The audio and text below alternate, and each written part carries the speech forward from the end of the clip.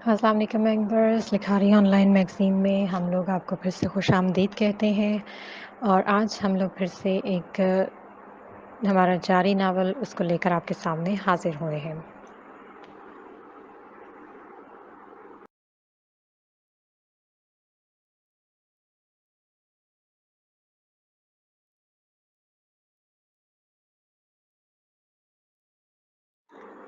جی تو ممبرس، ہمارے اس میگزین میں شائع ہونے والے ناولس آپ لوگوں کو کیسے لگ رہے ہیں، اور اس کے بارے میں آپ ہمیں ضرور بتائیے گا۔ اس کے علاوہ اگر آپ کو ہمارے یہ ناولس کہیں اور نظر آئیں ہمارے چینل کے علاوہ یوٹیوب کے اوپر، تو کائنڈلی ہمیں ضرور بتائیے گا تاکہ ہم اس کے خلاف ایکشن لے سکیں، کیونکہ یہ ہمارا ایک پراپر ورک ہے۔ ظاہر ہے ہماری رائٹرز اتنی محنت کرتی ہیں اور اتنا اچھا لکھتی ہیں، اور کوئی ویسے ہی اس کو لے کر اڑ جائے تو وہ اچھی چیز نہیں ہے۔ تو برائے مہربانی کہیں پہ بھی آپ لوگوں کو مواد ملے تو ہماری انسٹاگرام آئی ڈی آپ لوگوں کو ڈسکرپشن میں مل جائے گی، وہاں پر ہمیں ان باکس کریں فوراً، اور ہم اس کے خلاف ایکشن لیں گے۔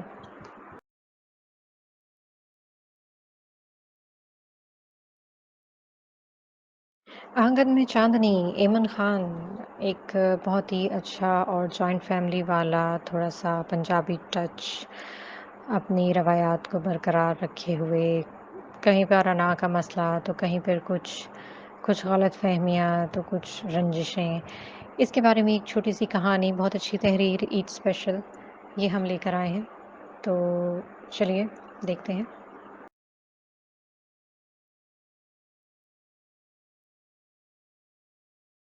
جی تو قسط نمبر 5، اور اس کو پڑھنے کے لیے آپ لوگ تیار ہو جائیے۔ جنہوں نے پڑھنا ہے تو وہ کائنڈلی اس کو پڑھنا شروع کر دیں، میری آواز کو میوٹ کر دیں۔ جن کو میری آواز نہیں چاہیے، جن کو میری آواز چاہیے تو وہ اپنی ہیڈ فونس یوز کر سکتے ہیں، اور اس کو پڑھنے کے لیے آپ اپنی اسکرین کو پاز کر کے زوم ان اور زوم آؤٹ کر سکتے ہیں، آسانی سے ریڈ آؤٹ ہو جائے گا۔ تو چلیے اسٹارٹ کرتے ہیں ہم اپنی کیس نمبر 5۔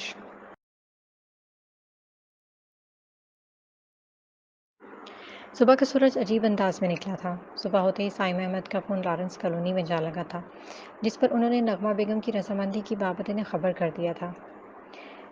نغمہ بیگم دھڑ دھڑ پراٹھے بنا کر میز پر لگا رہی تھیں، ساتھ میں آملیٹ اور گزشتہ رات والا سالن بھی موجود تھا۔ آج نہ جانے کیوں انہوں نے 2-4 سلائس بھی سیک کر میز پر سجا دیے ہوئے تھے۔ حائزہ کو یہ دیکھ کر حیرت ہوئی تھی۔ سائمہ احمد ابھی تک ناشتے کی میز پر نہیں آئے تھے۔ چھٹی کا دن ہونے کے باعث وہ اپنے کسی لمبے کام میں مصروف تھے۔ امی، رات کو آپ نے یہ تو بتایا ہی نہیں کہ میرے رشتے کی بات بابا طے کس کے ساتھ کر کے آئے ہیں؟ وہ جو پراٹھا بیل رہی تھی ایک دم رک کر باورچی خانے سے باہر آئے۔ کیوں؟ ہون کی کت کتی لگی ہے تینوں؟ ہون جو بھی ہوئے لولا لنگڑا کرا دواں گے بیاہ، وڈی آئی پی دی ہجلی۔ اب کیوں تمہیں ٹینشن ہو رہی ہے؟ جو بھی ہوگا لولا لنگڑا کر لینا شادی سے۔ بڑی آئی تم باپ کی ہے خیر خواہ۔ انہوں نے جل کر پراٹھا توے پر پھینکا تھا۔ لے بھلا، اتنا تو حق ہے میرا کہ اس ذی نفس کا نام ہی جان لوں۔ اس نے آنکھیں پٹ پٹا کر کہا تو نغمہ بیگم کرسی گھسیٹ کر بیٹھ گئی۔ او تاڈے خیر نال تایا دا منڈا کی نا سی ادا؟ آہو، مکرم۔ وہی خیر سے تمہارے تایا کا بیٹا، کیا نام تھا اس کا؟ ہاں، مکرم۔ مکرم کا نام سن کر حائزہ کو ایسا محسوس ہوا جیسے کسی نے بجلی کے تار سے کرنٹ مار دیا ہو اسے۔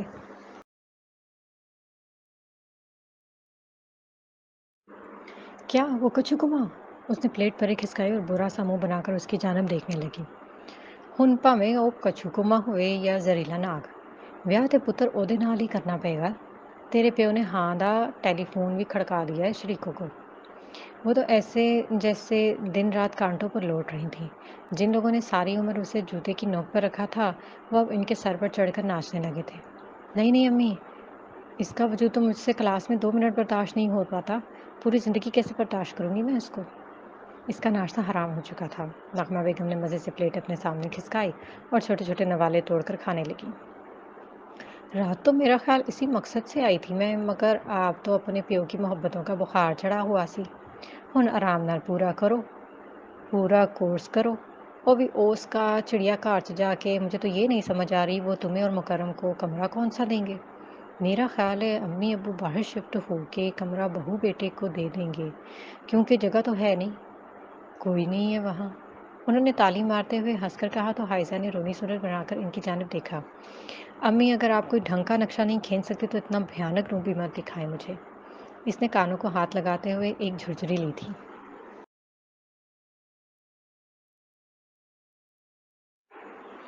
بیٹا جی، یہ سارے وہ معاملات ہیں جن کے بارے میں آپ کو پہلے سے دس رہی ہوں۔ بات جو روندی ہوئی نہ آئی، انہوں نے تو صحیح اس کے کسبل نکالے تھے۔ توبہ امی، اب بس بھی کر دیں، آپ نے تو میرا ناشتہ کرنا مشکل کر دیا ہے۔ حائزہ نے آنکھیں گھماتے ہوئے سلائس اٹھایا اور توڑ کر انڈے کے ساتھ کھانے لگی۔ میری بات ہو گئی ہے ابا جی سے، آج شام کو وہ لوگ آ رہے ہیں باقاعدہ رشتہ لے کر، تو میں نے کھانے پر بلا لیا۔ ان کو اب کھانے پہ بلایا تو تم ذرا اہتمام کر لینا صحیح سا۔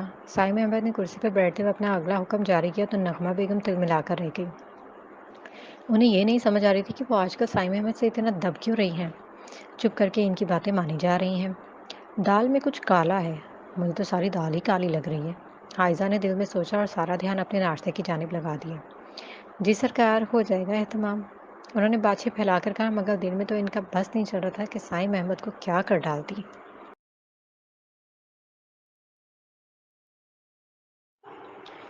ਤੁਹਾਡੇ ਟੱਬਰ ਦੇ ਖਾਣ ਦੇ ਵਿੱਚ ਜਮਾਲ ਘੋਟਾ ਮਿਲਾਵਾਂਗੀ, स्वाद ਤੇ आए पूरे टब्बर ਨੂੰ खान ਦਾ। आपके टब्बर के खाने में जमाल घोटा मिलाऊंगी, मज़ा आएगा पूरे टब्बर को खाने का। उन्होंने दांत पीसते हुए कहा और फिर अपने नाश्ते की जाने में तवज्जो हो गई। लारेंस कॉलोनी के इस रेलवे क्वार्टर में भी अभी अभी नाश्ता चल रहा था। ग्रिल वाले कमरे में प्लास्टिक के गिर्द बैठे मकीनों के लिए अपने अपने पराठे का इंतज़ार करना मुश्किल हो रहा था।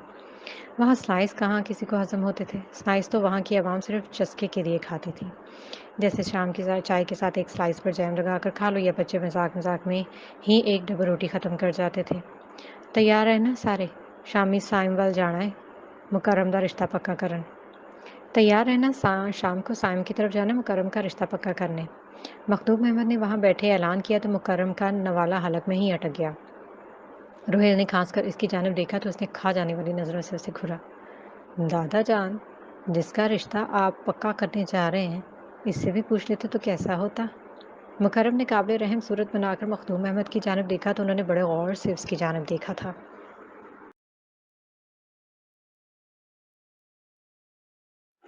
क्यों पुत्र, तू प्राइम मिनिस्टर है या साडा वड्डा वडेरा, जे तेरे कोलों पूछिए असी।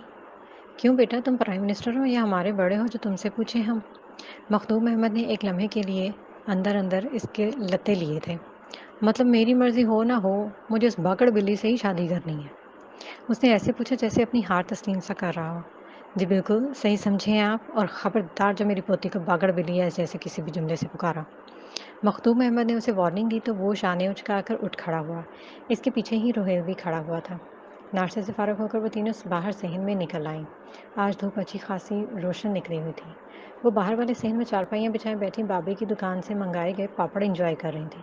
ये ले, ये तेरे, ये मेरे, ये मज़े लो, और मेरे जंगल पॉप्स या पोकीमोन वाले पापड़ नहीं आए थे आज बाबा जी के पास। अभी शाहीन तबसरा ही कर रही थी कि मोहसिन गेट खोलकर अंदर दाखिल हुआ था। हाथ में बाबा निमको और करारियों के पैकेट थे। ये लो, ये देखो, मैं करारियाँ और निमको भी लाया हूँ। अब शाम को छीनो तुम हमें कश्ती केक और कश की बोतलें पिलाओगी। उसने मज़े लेते हुए कहा तो शाहीन ने नाक फुलाकर उसकी जानब देखा। कुछ शर्म कर लो, अभी कल मैंने तुम्हें पेठा खिलाया था, तुम्हारा बेटे को कुआं भरता ही नहीं है। उसने चोटी आगे करते हुए कहा तो मोहसिन ने मुंह बनाकर इसकी जानब देखा।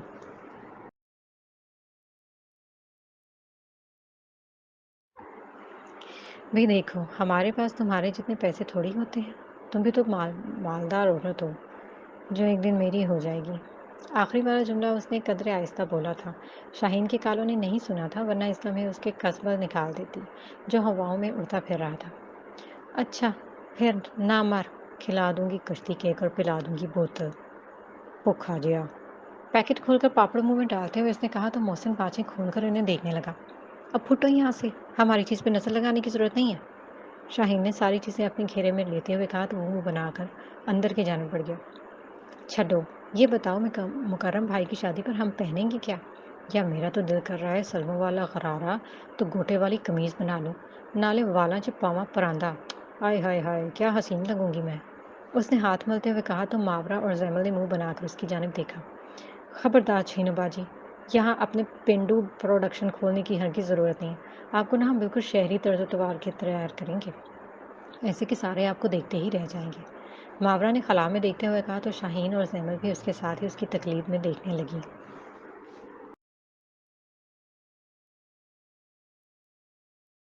فٹے منہ ہے تہاڈا، ذرا ہوش کرو، چلو اندر چلیے دیکھیں ذرا کیا ہو رہا ہے۔ شاہین نے چارپائی سے پاؤں لٹکاتے ہوئے کہا تو وہ دونوں بھی اس کے پیچھے اندر کی جانب چل دیں۔ شام کے لیے انہیں بھی تو تیاری کرنی تھی۔ سائم منظر میں بیچاری نغمہ بیگم کے پسینے چھوٹ گئے تھے۔ چولہے پر چڑھے ہوئے بڑے بڑے پتیلے دیکھ کر حائزہ نے بے ساختہ جھرجھری لی تھی۔ توبہ، یہ بارات کے لیے کھانا پک رہا ہے یا دادو لوگوں کے لیے؟ آج سے پہلے اس نے اپنے گھر میں اس طرز کے دیگ نما پتیلے نہیں دیکھے تھے، اسی لیے اسے شدید حیرت کا جھٹکا لگا تھا۔ تیری دادی ہونے کسی براتوں گھٹ نہیں ہے، ویکھ لیں اے پتیلے کتنے جانے۔ تمہاری دادی وغیرہ کسی بارات سے کم نہیں ہے، دیکھ لینا یہ پتیلے کدھر جانے۔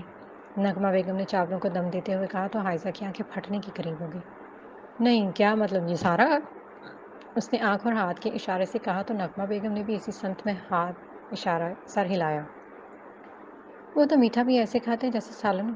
نغمہ بیگم نے اپنی ہی بات کا مزہ لیتے ہوئے کہا تو حائزہ منہ بنا گئی۔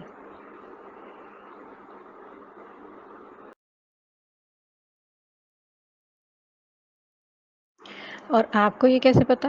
بقول آپ کے تو آپ تو وہاں پہ گئی ہی نہیں ہیں، اس نے کچن سلیب پر چڑھ کے بیٹھتے ہوئے کہا تو وہ دور کہیں ماضی کی دھندلکیوں میں نکل گئی۔ گئی تھی ایک باری، جس دن میری شادی ہوئی سی، اسی دن تو گئی تھی میں۔ بس وہاں دسترخوان پر پورا ٹبر بیٹھا ہوا تھا، کھیر کی پلیٹیں بھر بھر کے اپنے سامنے سجائے اسے بھرپور طرز سے انصاف کرنے میں مصروف تھے۔ پہلی باری انہیں ایسے کھاتے دیکھ کر میں نے محسوس کیا تھا جیسے منہ اپکائی آ رہی ہو۔ منہ پر بڑی مشکل سے ہاتھ رکھ کر کنٹرول کیا تھا۔ توبہ بھی توبہ، وہ آج بھی وہ منظر یادگار کے کانوں کو ہاتھ لگا رہی تھی۔ پھر کیا ہوا؟ اسے آگے کی کہانی جاننے میں دلچسپی تھی۔ پھر کیا ہونا تھا؟ تیری دادی اپنی پلیٹ چھڑ کے اٹھ کھلوتی تے میرے کو لا کے مجھے اوپر سے نیچے تک دیکھنے لگی۔ ساتھ کھڑے اپنے پتر دے منہ تے ایک وٹ کے چپیڑ ماری سی اس نے۔ اس دن صاحب نے بڑی شرمندگی محسوس ہوئی ہونی۔ پتہ ہے مینوں نویں بڈھی سامنے ماں منہ تے چپیڑا نال لال کر دے تے شرمندگی تو ہوگی ہی نا بندے کو۔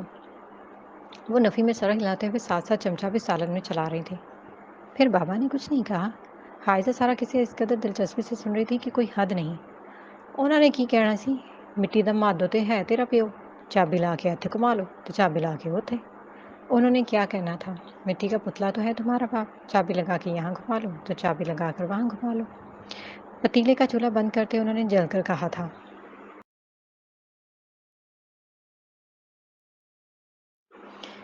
ماں نے کیا کہ گھروں نکل جا، انہوں نے میرا ہاتھ پھڑیا تو السلام علیکم۔ ماں نے کہا گھر سے نکل جاؤ تو اس نے میرا ہاتھ پکڑا اور السلام علیکم۔ اب انہوں نے روٹیوں کے لیے توا رکھا تھا۔ یہ روٹیاں کیوں پکا رہی ہیں؟ اتنی زیادہ کیسے پکائیں گی؟ بابا کو بولو تندور سے پکڑ لیں۔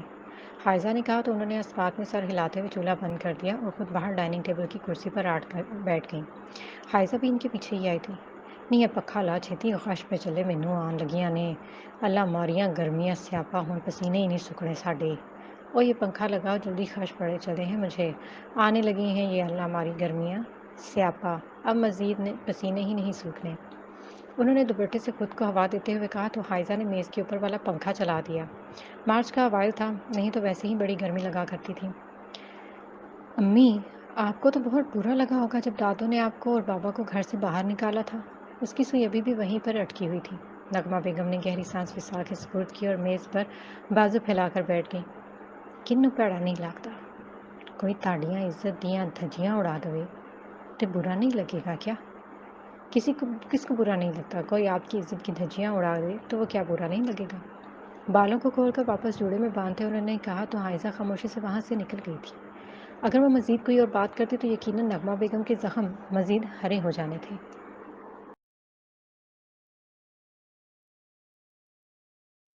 شام کے 5 بج چکے تھے۔ لارنس کالونی کے اس ریلوے کوارٹر میں اس لمحے عجیب سی گہما گہمی تھی۔ کچھ عوام تیار ہو کر برآمدوں میں انتظار کرتی پائی جا رہی تھی تو کچھ عوام یوں ہی ابھی آئینوں کے سامنے سرخی پاؤڈر لگانے میں مگن تھی۔ کلثوم جہاں کا پارا سوا نیزے پر پہنچ چکا۔ تسی نکل رہے ہو یا میں تانوں کڈاں آ کے باہر؟ تم لوگ نکل رہے ہو یا میں نکالوں آ کر باہر؟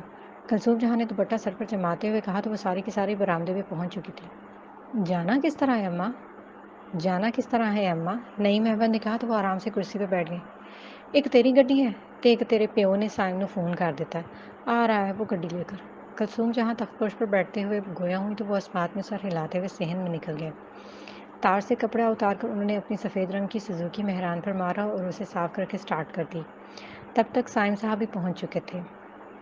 آدھے آدھے افراد دونوں گاڑیوں میں سوار ہو کر گھر سے نکل چکے تھے۔ 25 منٹ کے راستے کے بعد وہ لوگ تاج پورہ پہنچ چکے تھے۔ گاڑی گھر کے باہر رکی تو حائزہ اور بنٹی ببلو اوپر ٹیرس پہ کھڑے گاڑیوں سے نکلتے لوگوں کو دیکھ رہے تھے۔ انہیں سمجھ نہیں آ رہی تھی کہ یہ اتنے لوگ نکل کہاں سے رہے ہیں۔ 2 گاڑیوں میں سے 13-14 افراد کا برآمد ہونا کوئی معمولی بات تو نہیں تھی۔ باجی، یہ میری آنکھیں کیا دیکھ رہی ہیں؟ ببلو نے نیچے دیکھتے ہوئے کہا تو بنٹی کہا لگا کر ہنس دیا۔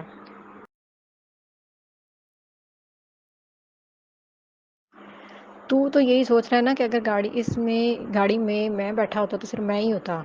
بنٹی نے کہا لگا کر کہا تو حائزہ نے بھی اپنی ہنسی چھپا نہیں پائی جبکہ بیچارے ببلو کا منہ بن گیا۔ اپنی بکواس بند کر، تو بڑا آیا نازک، پرا تو ہویا نہیں جاتا تو پھر گودی میں ہی ہوتا یا پھر کسی سیٹ کے نیچے یا پھر کسی سیٹ کے تھیلے میں۔ آئندہ بھائی سے پنگا لینے سے پہلے 1000 بار سوچنا۔ ببلو کو ہلکا ہی لیا ہوا سب نے۔ وہ سر مارتا ہوا اندر چلا گیا۔ چل آجا بنٹی، ہم بھی دیکھیں احمد خاندان کے لشکارے۔ وہ کہتے ہوئے بنٹی کے گلے میں ہاتھ ڈالی ٹیرس سے باہر آ گئی تھی۔ سیڑھیاں اتر کے سارے اسے لاؤنج میں ہی ملتے ملاتے نظر آ گئے۔ وہ لمبوترا بھی ساتھ ہی آیا تھا۔ حائزہ کو بالکل امید نہیں تھی کہ یہ بھی ساتھ آئے گا۔ ہائے ہائے، ایسے ہی اپنا رشتہ پکا کرنے چلنے آئے، بڑا ہی بے شرم ہے ویسے، اس نے منہ بناتے ہوئے کہا اور پھر چہرے پر مسکراہٹ سجا کر لاؤنج میں پہنچ گئی۔ السلام علیکم دادا جان۔ سر پر سلیقے سے دوپٹہ جما کر مختوم احمد کے سامنے گئی تو انہوں نے مسکرا کر سلام کا جواب دیا اور پھر اس کے سر پر ہاتھ پھیر کر اسے پیار دینے کے بعد اپنے ساتھ بٹھا لیا۔ نغمہ بیگم تو بس ایک بار سلام کر کے اور اپنا منہ دکھا کر باورچی خانے میں غائب ہو چکی تھی۔ البتہ سائم احمد اپنے اہل و عیال کو کمپنی دینے میں بھرپور مگن تھے۔ روبینہ اور سفینہ بیگم دونوں مروتاً نغمہ بیگم کا ہاتھ بٹانے باورچی خانے میں چلی آئی تھیں۔ وہ دیگچوں سے سالن ڈونگے میں نکال رہی تھیں۔ ان سب کے مابین تکلف کی دیوار اتنی اونچی تھی کہ انہیں سمجھ نہیں آ رہا تھا کہ آپس میں کیا بات کریں۔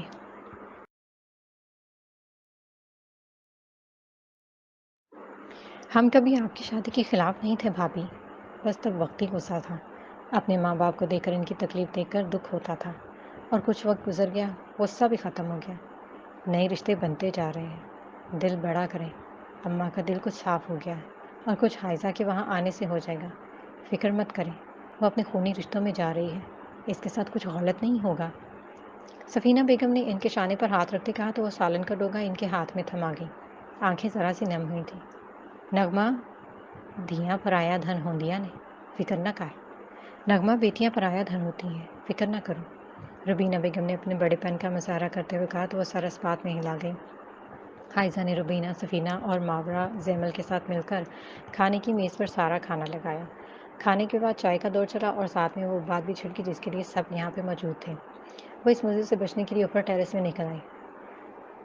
یا اللہ، اتنی گناہگار تو نہیں تھی میں جو سزا کے طور پہ یہ لمبوترا مجھے دے رہے ہیں۔ کیا اتنی بری تھی میں اللہ؟ آسمان کی جانب انگلی کر کے بولتے ہوئے اس لمحے شدید تھکی ہوئی لگ رہی تھی۔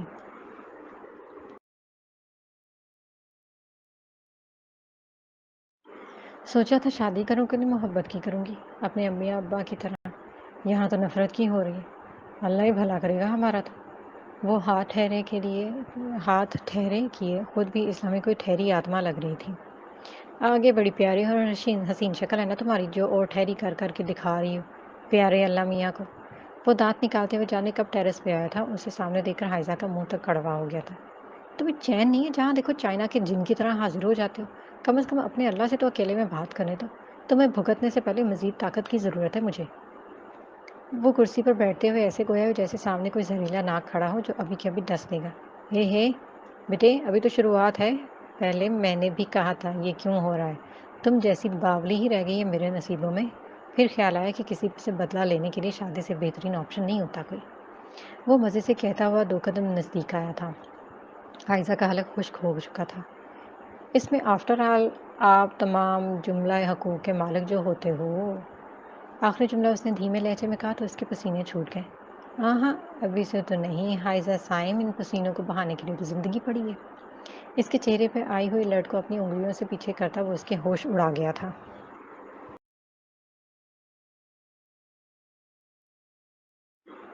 बदतमीज़, कमीना, खबीस। समझता क्या है अपने आप को कि मैं डर जाऊँगी इससे? बेटा, मुकर्रम जानते नहीं हो अभी तुम मुझे। ऐसे तुम्हारे पसीने छुड़वाऊँगी ना, मरी हुई नानी एक बार फिर से याद आ जाएगी।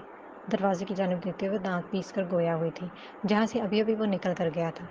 तो तय ये पाया था कि अब से 1 महीने के बाद शादी होना थी। चाँद रात पर मेहंदी, ईद की शाम बारात और ईद की छुट्टियों में ही सबका पिंड दादन खान जाने का प्रोग्राम भी सेट हो चुका था। सबकी एक्साइटमेंट और रूज भी थी। बस जिनकी शादी थी वही मुंह लटकाए घूम रहे थे। रुबीना और सबीना बेगम का अब अपने घरों में जाना फ़िलहाल कैंसिल हो चुका था। इन्हें तो वैसे भी मेके में वक्त गुजारने का मौका चाहिए होता है, तो लिहाजा इन्हें ये मौका फराहम कर दिया गया था। तकरीबन रात को 10:30 बजे रेलवे क्वार्टर के मकीन अपने अपने देश कूच कर गए थे। इनके निकलते ही नगमा बेगम की जान आई थी।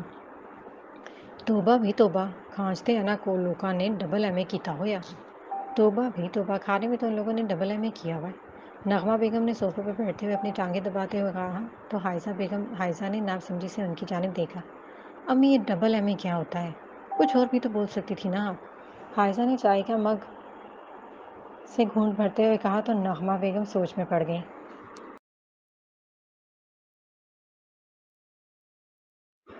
कुलसूम, मेरा ख्याल है कि फैसला करने का वेला आ गया है।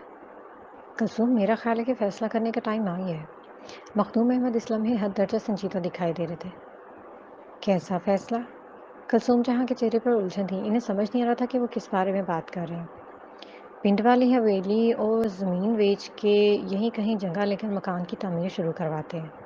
आज मुकर्रम दा ब्याह हो रहा, कल ਨੂੰ ਉਹਦੇ ਬੱਚੇ होंगे, फिर मौसम की बारी आएगी, सारे ਨੂੰ किथे रखांगे असी? आज मुकर्रम की शादी हो रही है, कल को उसके बच्चे होंगे, फिर मौसम की बारी आएगी, सबको कहाँ रखेंगे? मखदूम अहमद ने कहा, तो कुलसूम जहाँ का मुंह बन गया। मैं क्वार्टर नहीं छड़ना, सारी उम्र लैके मैं ਇਹਦਾ ਇੱਕ ਕੋਨਾ ਕੋਨਾ बनाया सवारिया, ऐसे कि एक दिन मैं इन्हू छड़ दियां। मैंने ये क्वार्टर नहीं छोड़ना, सारी उम्र लगाकर मैंने इसका कोना कोना बनाया, सवारा इसलिए कि मैं एक दिन उसे छोड़ दूंगी। कुलसूम जहाँ ने रूहान से लहजे में कहा, तो मखदूम अहमद गहरी सांस भर के इनकी जानिब देखने लगे। ए घर तो साडा कभी सी ही नहीं, ये घर तो कभी हमारा था ही नहीं। इनके लहजे में अफसरदगी नहीं थी, ना ये बात करते हुए इन्हें कोई अफसोस हो रहा था।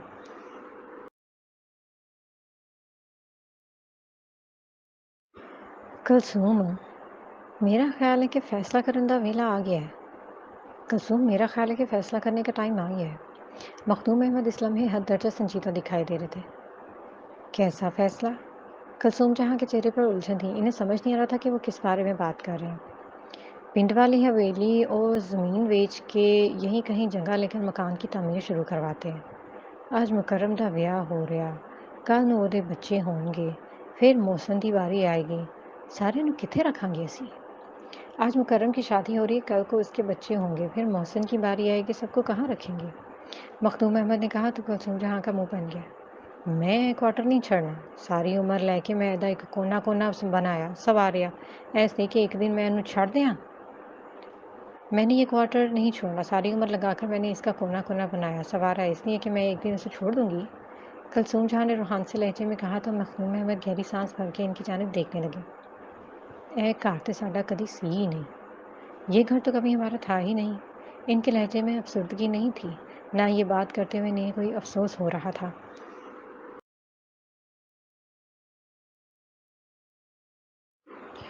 फिर भी मैं इत्थों जाके की करांगी?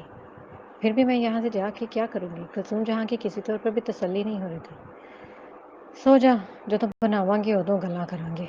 मखदूम अहमद ने बात ख़त्म करते हुए कहा और रुख मोड़कर सोने के लिए लेट गए। कुलसूम जहाँ ने भी बात ख़त्म होते देखी तो खामोशी से अपनी चारपाई पर लेट गई थी। शायद इन्हें अब सोच सोच कर नींद मुश्किल से ही आनी थी। क्या सोच रहा है? क्या तेरी आंखों में से भी नींद किसी महबूबा की तरह रूठी हुई है? रुहैल ने साथ लेटे मुकर्रम को छेड़ते हुए कहा, तो उसने अपनी कोनी उसके पेट में मारते हुए उसे दूर धकेला। इस वक्त आगे मेरा मीटर बड़ा शार्ट हुआ हुआ है, लिहाजा ऐसा ना हो कि मैं रात को तेरा ही जबड़ा तोड़ दूं। मुकर्रम ने करवट लेते हुए कहा, तो रुहैल से घूरते हुए पीछे हो गया। भलाई का तो ज़माना ही नहीं है, एक तो मैं तेरी दिलजोई कर रहा हूँ, ऊपर से तो मुझे ही खाने को दौड़ रहा है। मतलब हमारी हमदर्दी भी कोई चीज़ होती है यार। रुहैल ने मुंह बनाते हुए कहा, तो मुकर्रम उठ के बैठ गया।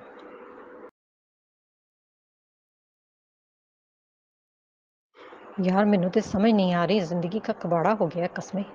مکرم نے اپنے بال مٹھی میں جکڑتے ہوئے کہا تو رحیل کہکہا لگا کر ہنس دیا۔ یار کیا ہو گیا ہے، کمپرومائز بھی کوئی چیز ہوتی ہے؟ رحیل نے کہا تو مکرم نے کھا جانے والی نظروں سے اس کی جانب دیکھا۔ ہاں، سارا کمپرومائز میرے ہی حصہ آنا تھا، اس لچھم باندری سے شادی ہونا تھی میری۔ واہ میرے ربا، سٹیا بھی تھے کتنے سٹیا۔ اس نے ہاتھ اٹھا کر کہا تو رحیل نے اسے کندھا مارا۔ چل چھوڑ یار، بندے کو وہی مل جاتا ہے جو اس کے نصیب میں ہوتا ہے، نصیب سے کیا لڑنا؟ اس نے آہ بھرتے ہوئے کہا تو مکرم نے گھور کر اس کی جانب دیکھا۔ ہاں جی، تب پوچھوں تم سے جب کوئی شکیلہ جمیلہ تمہیں ملے گی، پھر روتے ہوئے مت آنا میرے پاس۔ مکرم کیا ہوا ہے میرے ساتھ؟ یہ جمیلہ شکیلہ تو نہیں مانگی تھی میں نے، اس نے منہ بناتے ہوئے کہا تو رحیل نتھنے پھلا کر اس کی جانب دیکھنے لگا جیسے ابھی کے ابھی کچا چبا جائے گا۔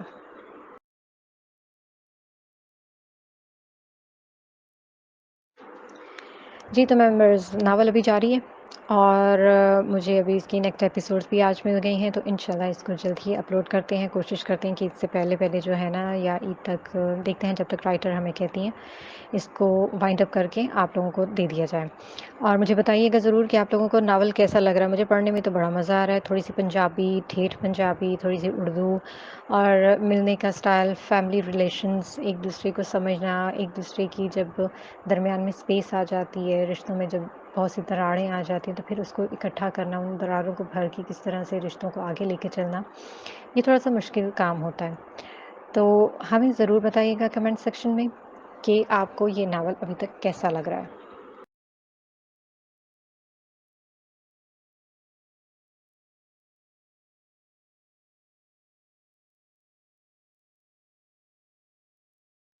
ہمارے چینل کو لائک کرنا اور سبسکرائب کرنا مت بھولیے گا پلیز۔ آپ لوگوں میں سے کوئی بھی کمنٹ بھی نہیں کر رہا یار، چلو لائک تو دور کی بات ہے، کوئی بول بھی نہیں رہا، چلو ٹھیک ہے۔